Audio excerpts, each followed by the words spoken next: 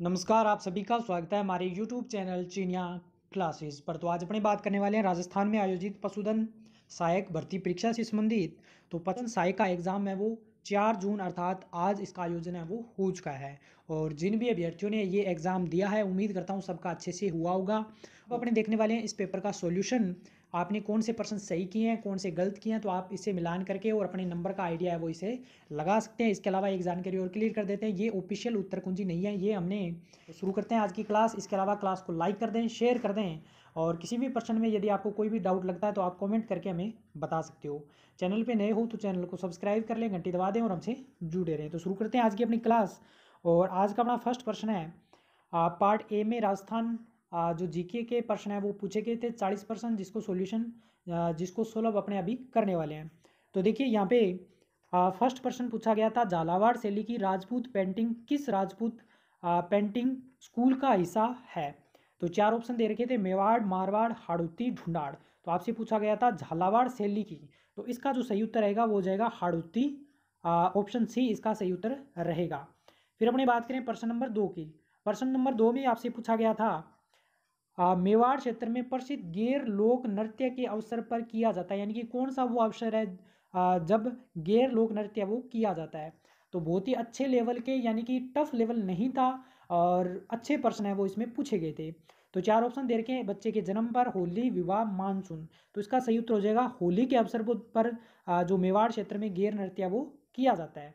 प्रश्न नंबर 3 की बात करें तो प्रश्न नंबर 3 में पूछा गया था लोक देवता गोगा जी की समाधि गोगामेड़ी राजस्थान के जिले में स्थित है। तो आपको जिले का नाम बताना था कि कौन सी जिले में उनकी समाधि व गोगामेड़ी स्थित है। तो इस प्रश्न का सही उत्तर हो जाएगा जो ऑप्शन डी दे रखा है, हनुमानगढ़। ये इसका सही उत्तर रहेगा। फिर अपने बात करें प्रश्न नंबर 4 की। प्रश्न नंबर 4 में पूछा गया था निम्नलिखित में से कौन सा नाटक भवाई शैली में लिखा गया जो राजस्थान में प्रसिद्ध है। निम्नलिखित में से कौन सा नाटक भवाई शैली में लिखा गया जो राजस्थान में प्रसिद्ध है। 4 ऑप्शन दे रखे हैं, अंजन सुंदरी, मैना सुंदरी, जेस्मा ओडेन और रास धार। तो इस प्रश्न का सही उत्तर हो जाएगा, ये थोड़ा डीप लेवल का प्रश्न है, तो उम्मीद करता हूँ आपने सही किया होगा। और इसका जो सही उत्तर रहेगा वो हो जाएगा ऑप्शन सी, जेस्मा ओडेन। अब अपनी बात करें अगले प्रश्न की। तो अगला प्रश्न पूछा गया है रणकपुर जैन मंदिर पाली निम्नलिखित में से किस तीर्थंकर को समर्पित है। तो ऑप्शन ए दे रखा था ऋषभनाथ, बी दे रखा था वासुपूज्य, सी दे रखा था अजीतनाथ और डी दे रखा था नेमिनाथ। तो इस प्रश्न का जो सही उत्तर रहेगा वो हो जाएगा ऑप्शन जो ए दे रखा है ऋषभनाथ। ये इस प्रश्न का सही उत्तर होने वाला है। अगले प्रश्न की बात करें तो प्रश्न नंबर 6 दे रखा है अपने को, राजस्थान की भाषा के लिए पहली बार राजस्थानी शब्द का प्रयोग किसने किया। कवि कुशललाभ ने, जॉर्ज अब्राहम गिरसन ने, सूर्यमल मिश्रण, जेम्स टूर ने। तो इस प्रश्न का सही उत्तर हो जाएगा जो ऑप्शन बी दे रखा है, जॉर्ज अब्राहम गिरसन ने राजस्थानी शब्द का प्रयोग किया। अब अपनी बात करें अगले प्रश्न की। तो प्रश्न नंबर 7, प्रश्न नंबर 7 में पूछा गया था 1818 में अंग्रेजों के साथ संधियों पर हस्ताक्षर करने वाला जयपुर राज्य का शासक कौन था। तो जयपुर राज्य का शासक पूछा गया, ऑप्शन ए महाराजा मान सिंह, बी महाराणा भीम सिंह, सी राव विष्णु सिंह, डी दे रखा है सवाई जगत सिंह। तो इस प्रश्न का सही उत्तर हो जाएगा ऑप्शन जो डी दे रखा है सवाई जगत सिंह, ये इसका सही उत्तर रहेगा। अगला प्रश्न है अपने पास बूंदी किसान आंदोलन के नेता कौन थे। तो इस प्रश्न का सही उत्तर हो जाएगा ऑप्शन जो बी दे रखा है, ऑप्शन बी में दे रखा है नेनूराम, ये इसका सही उत्तर हो जाएगा। अगले प्रश्न की बात करें प्रश्न नंबर 9। प्रश्न नंबर 9 में पूछा गया है प्रसिद्ध गजल गायकों में से कौन राजस्थान से संबंधित है। तो बहुत ही अच्छा प्रश्न पूछा गया था, और इस प्रश्न का जो सही उत्तर हो जाएगा वो हो जाएगा ऑप्शन बी जगजीत सिंह, जिनका संबंध श्री गंगानगर से रहा था। तो जगजीत सिंह इस प्रश्न का सही उत्तर रहेगा। अगले प्रश्न की बात करें, अगला प्रश्न पूछा गया था प्रश्न नंबर 10, जिसमें पूछा गया था निम्नलिखित में से कौन सी महिला राजस्थान से संबंधित है जो राजनीतिक जागृति और विकास का हिस्सा थी। तो इस प्रश्न का सही उत्तर हो जाएगा ऑप्शन ए अंजना देवी चौधरी। और ये प्रश्न बहुत बार पूछा गया, अगर आपने आरएस एग्जाम, पटवार, वीडियो प्री एग्जाम दिए तो आपको डेफिनेट पता होगा कि इनसे संबंधित बार बार प्रश्न पिछले जो परीक्षाएं हुई हैं उनसे पूछा गया था। फिर अपनी बात करें अगले प्रश्न की, प्रश्न नंबर 11। प्रश्न नंबर 11 में पूछा गया इक्की आंदोलन के नेता कौन थे।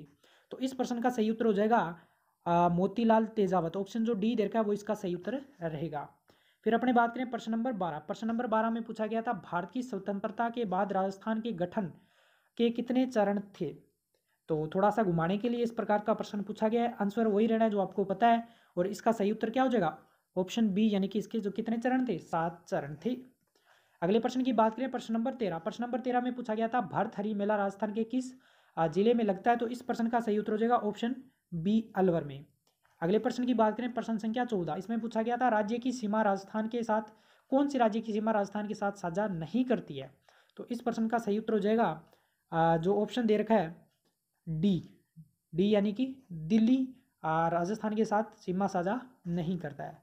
अगले प्रश्न की बात करें, क्योंकि इसमें पूछा गया राज्य है, तो पंजाब, उत्तर प्रदेश, हरियाणा करते हैं, तो इसका सही उत्तर क्या हो सकता है? दिल्ली ही हो सकता है।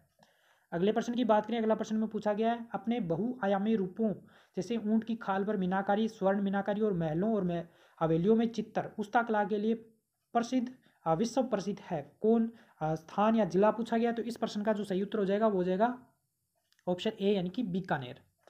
प्रश्न नंबर अगला है अपने पास, अगला जो प्रश्न है वो प्रश्न नंबर 16 अपने से पूछा गया था पचपदरा राजस्थान के किस जिले में स्थित खारे पानी की झील है? बहुत ही सिंपल प्रश्न था, और इसका सही उत्तर हो जाएगा बाड़मेर। तो उम्मीद करता हूँ इस प्रकार के जो प्रश्न है मैक्सिमम स्टूडेंट ने 40 में से 35 प्लस सही किए होंगे। अब पूरा पेपर सोल्व करते हैं, फिर आपको बताना है कि कितने आपने सही किए हैं। प्रश्न नंबर 17 में पूछा गया निम्नलिखित में से कौन सी नदी राजस्थान से होकर नहीं बहती है? नहीं बहती है प्रश्न, उम्मीद करता हूँ आपने सही से पढ़ा होगा, क्योंकि कई बार जल्दी में गलती भी कर देते हैं। तो यहाँ से पूछा गया नहीं बहती है, तो रूपारेल, माही, लूणी और ताप्ती। तो जो ताप्ती नदी है वो राजस्थान में नहीं बहती है, इसका सही उत्तर हो जाएगा। अगले प्रश्न की बात करें, प्रश्न नंबर 18।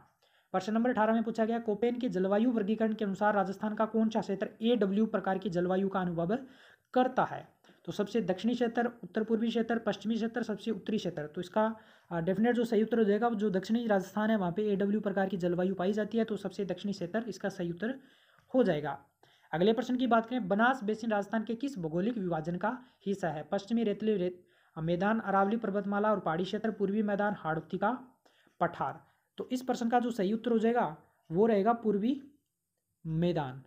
अगले प्रश्न की बात करें, प्रश्न संख्या 20 अपने से पूछा गया था किस जिले में राजस्थान का कुल वन आच्छादित क्षेत्र सबसे अधिक है? तो बहुत ही सिंपल प्रश्न था, इसका सही उत्तर हो जाएगा उदयपुर, ऑप्शन ए इसका सही उत्तर रहेगा। अगले प्रश्न की बात करें, तो निम्नलिखित में से कौन सा अभ्यारण्य करौली जिले में स्थित है? तो इसका जो सही उत्तर हो जाएगा केला देवी।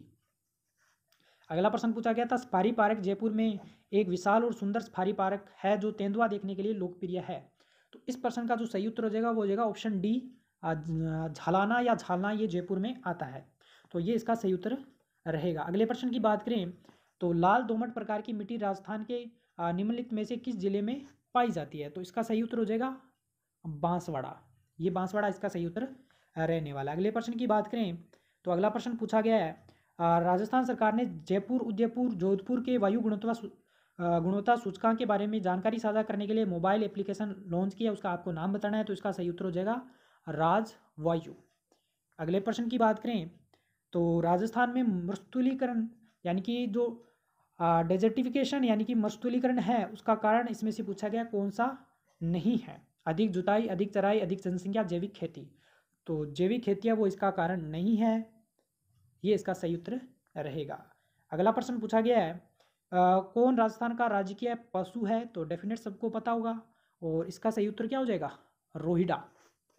अगले प्रश्न की बात करें, प्रश्न संख्या 27। 2019 के अनुसार भारत में ऊन उत्पादन में राजस्थान का कौन सा स्थान रहा है? तो सही उत्तर हो जाएगा फर्स्ट रैंक इसका राजस्थान का इसमें रहा है। अगले प्रश्न की बात करें, तो भागड़ा नांगल शहर जो नहर परियोजना है किसके बीच संयुक्त परियोजना है? तो भागड़ा नांगल जो परियोजना है इसका सही उत्तर क्या हो जाएगा?